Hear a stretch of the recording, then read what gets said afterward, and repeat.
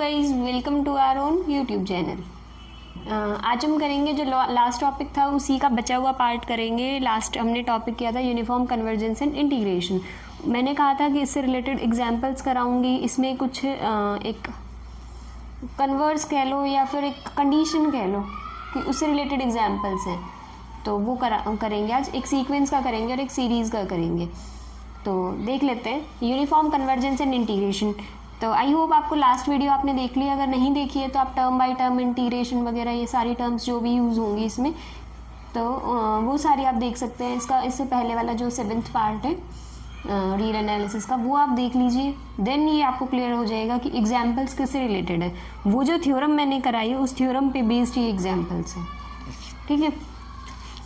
Fn कोई भी एक सीक्वेंस है जहाँ Fn x की वैल्यू हमें दी गई है ये, ठीक है। और इसका इंटरवल दे रखा है 0 to 1। पहले वही as usual point wise limit निकालेंगे। पॉइंट वाइज लिमिट क्या होता था? n tending to infinity Fn x पे। जब भी तुम इस पे n टेंडिंग्स टू इन्फिनिटी लगाओगे तो यहाँ infinity by infinity indeterminate form बन रही है। और इनडिटर्मिनेट फॉर्म बन रही है तो हम इसमें क्या करते थे? एल ऑपिटल्स रूल लगाते थे कि न्यूमरेटर का अलग से डिफ्रेंशिएशन करते थे, डिनोमिनेटर का अलग से डिफ्रेंशिएशन करते थे विद रिस्पेक्ट टू n, क्योंकि लिमिट n पे अप्लाई कर रहे हैं, ठीक है। तो फिर यहाँ पहुँचे, देन इस पर लिमिट अप्लाई किया तो वैल्यू आ गई 0। तो पॉइंट वाइज कन्वर्जेंस है और सीक्वेंस कहाँ पॉइंट वाइज कन्वर्ज कर रही है? 0 पे। तो f की वैल्यू आ गई। अब हमने last time, wait a minute, conditions ये होती थी ना कि अगर ये f पे ये फंक्शन f पे कन्वर्ज कर रहा है, हर फंक्शन इंटीग्रेबल है तो f भी इंटीग्रेबल होगा इस पे। और वो जो सीक्वेंस है वो कन्वर्ज इक्वल, अगर यहाँ ये जो इसकी इंटीग्रेशन वाली जो सीक्वेंस होगी वो इस f वाली के इंटीग्रेशन पे ही कन्वर्ज करेगी यूनिफॉर्मली, और इन दोनों की इस पे लिमिट लगाओगे तो वो इक्वल आएगी। और अगर ये इक्वल ही नहीं है तो हम ये कह सकते हैं कि वो यूनिफॉर्मली कन्वर्ज नहीं करेगी। लेकिन ये ज़रूरी नहीं है कि भाई ये हमेशा, ये एक सफिशिएंट कंडीशन है, कोई नेसेसरी कंडीशन नहीं है कि भाई रिवर्स भी यही होगा। हो सकता है कि वो यूनिफॉर्मली कन्वर्ज ना करे लेकिन फिर भी वो टर्म बाय टर्म इंटीग्रेबल हो।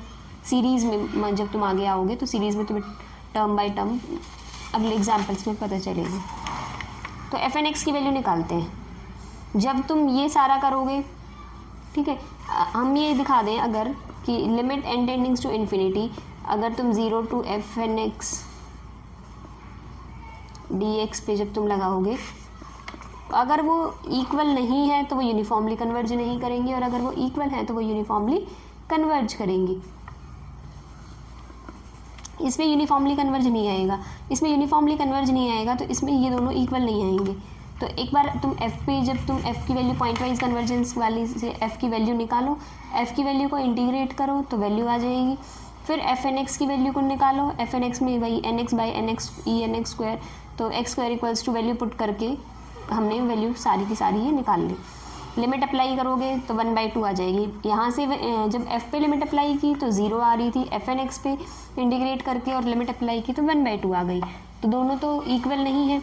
जब ये दोनों लिमिट्स जो हैं वो इक्वल नहीं आई है इंटीग्रेशन वाली, तो वो फंक्शन जो है, वो सीक्वेंस जो है वो यूनिफॉर्मली कन्वर्ज नहीं करेगी।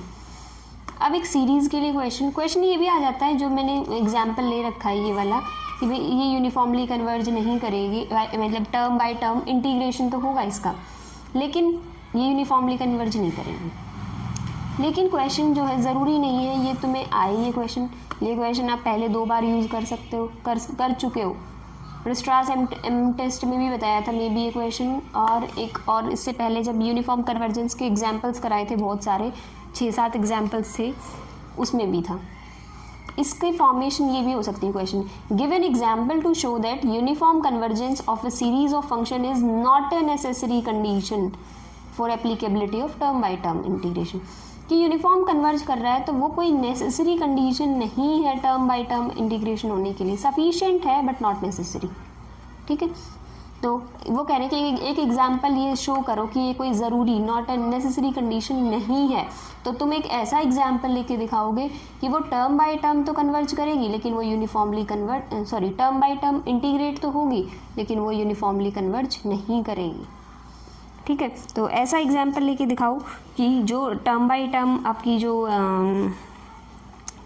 सीरीज़ है वो सीरीज़ जो है वो इंटीग्रेबल होगी टर्म बाय टर्म, और लेकिन वो यूनिफॉर्मली कन्वर्ज नहीं करेगी। तो हमने ये एग्जाम्पल लिया।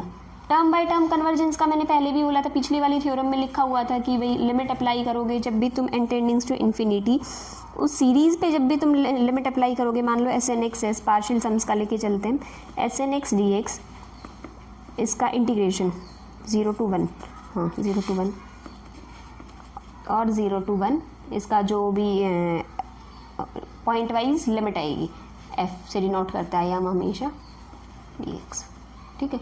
तो हम ये दिखा देंगे कि ये दोनों इक्वल होने के बावजूद वो यूनिफॉर्मली कन्वर्ज नहीं कर रही, कि टर्म बाय टर्म तो इंटीग्रेशन है, तो इसका मतलब यही तो होता है टर्म बाय टर्म इंटीग्रेशन, ठीक है। मैं यहाँ पॉइंट वाइज लिमिट आपको निकाल के नहीं दिखाऊंगी, यूनिफॉर्म कन्वर्जेंस जहाँ कराया था वहाँ भी निकाल के दिखाई थी, रिस्ट्रास एम टेस्ट में भी पूरा ही मैंने सॉल्व करके दिखाया था। तो पॉइंट वाइज लिमिट इसकी 0 आएगी।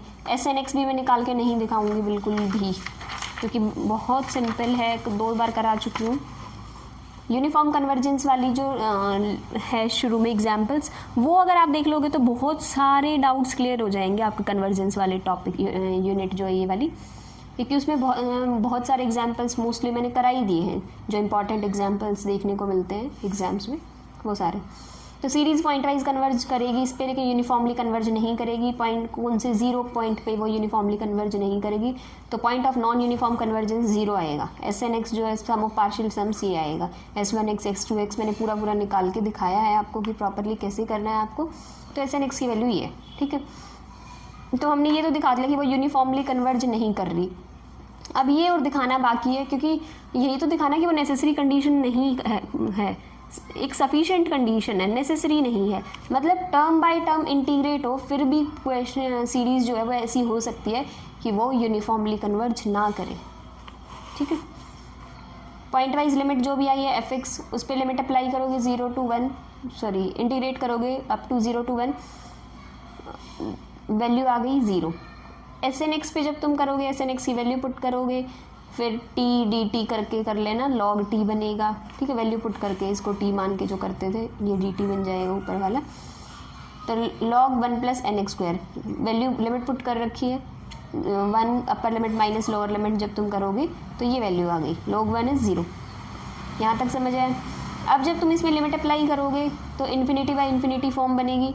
तो एल हॉस्पिटल्स रूल लगा रखा है,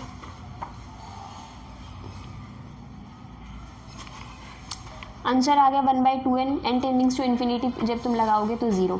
दोनों लिमिट इक्वल आ रही है, तो इसका मतलब सीरीज जो है वो टर्म बाय टर्म इंटीग्रेबल है 0 to 1 पे, ठीक है। आई होप क्लियर है आप लोगों को।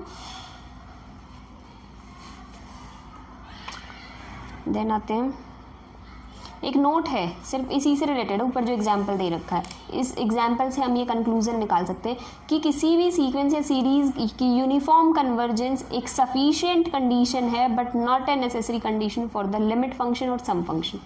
इस चीज़ के लिए कोई नेसेसरी कंडीशन नहीं है, ये सफिशिएंट कंडीशन है।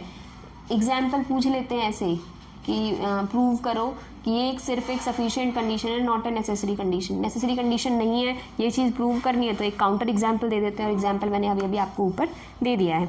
किसी भी चीज़ को डिस्प्रूव करने के लिए एक काउंटर एग्जाम्पल दिया जाता है, ठीक है।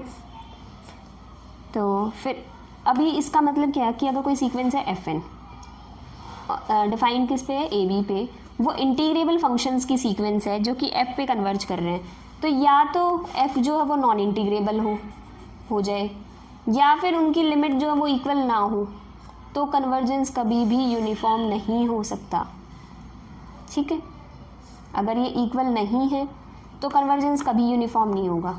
लेकिन अगर कन्वर्जेंस यूनिफॉर्मली कन्वर्ज नहीं कर रही, तो ये हो सकता है कि वो टर्म बाय टर्म इंटीग्रेबल हो, ठीक है। सो आई होप ये क्लियर हो गया है। नेक्स्ट टॉपिक हम करेंगे अभी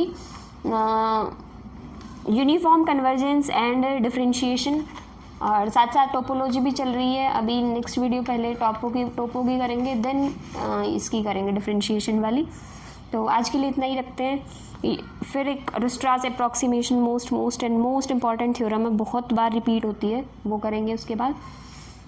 सो आज के लिए इतना ही रखते हैं। Thank you guys for watching my video. If you have any doubt any problem, any type of query, you can message me on Instagram or ask your problem in the comment section also.